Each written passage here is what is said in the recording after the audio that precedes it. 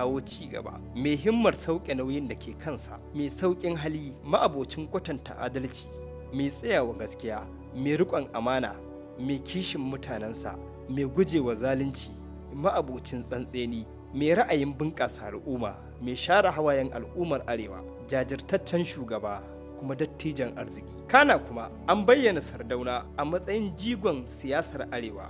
Har wa yau an samar da cibiyoyi da yawa ƙarƙashin mulkinsa Ahmadu Bello da suka haɗar da hukumar kula da ci gaban yankin arewa wato NNDC, bankin arewa da kuma bunƙasa harkokin kasuwanci da sanya hannun jari na yankin arewa wato NNIL, wacce aka haɗa su da hukumar NNDC suka yi haɗin gwiwa da ƙasashen renon ƙasar Birtaniya da zimmar bunƙasa al'amuran masana'antu a faɗin yankin arewa. Haka kuma a fannin ilimin addini, Ahmadu Bello ya aiwatar da yunkurin sabunta salon karatun alkur'ani a makarantun allo.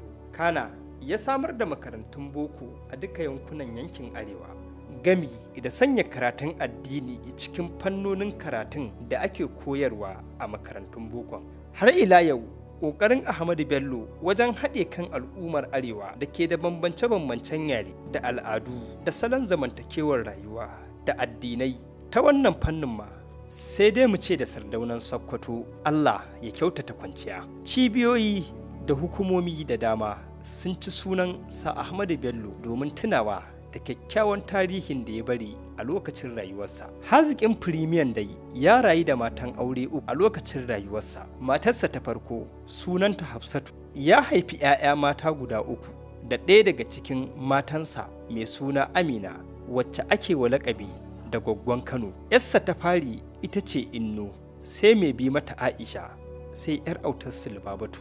Lokacin mutuwar Alhaji Ahmadu Bello ya kasance ɗaya daga cikin baƙaƙen lokuta da ya dagula lissafi gami da ɗimautar da al'umma, musamman mutanen yankin arewa, bisa yadda mutuwar ta ɗauke musu babban jagora kuma ginshiki, sannan garkuwar da ke tallafa da ginin rayuwar al'ummar arewan ta fuskoki da dama.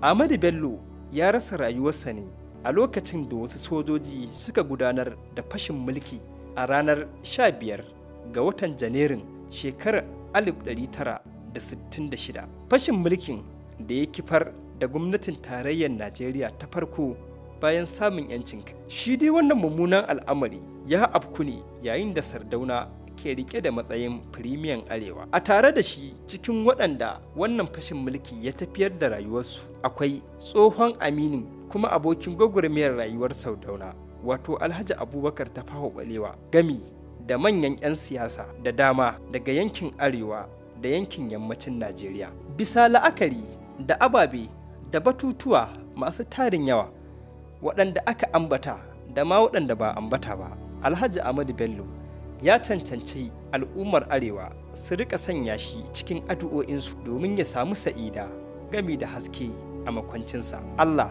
ya ji kan Sardauna tare da dukkan kakanninmu da suka rasa rayukansu wajen gina tamu rayuwar.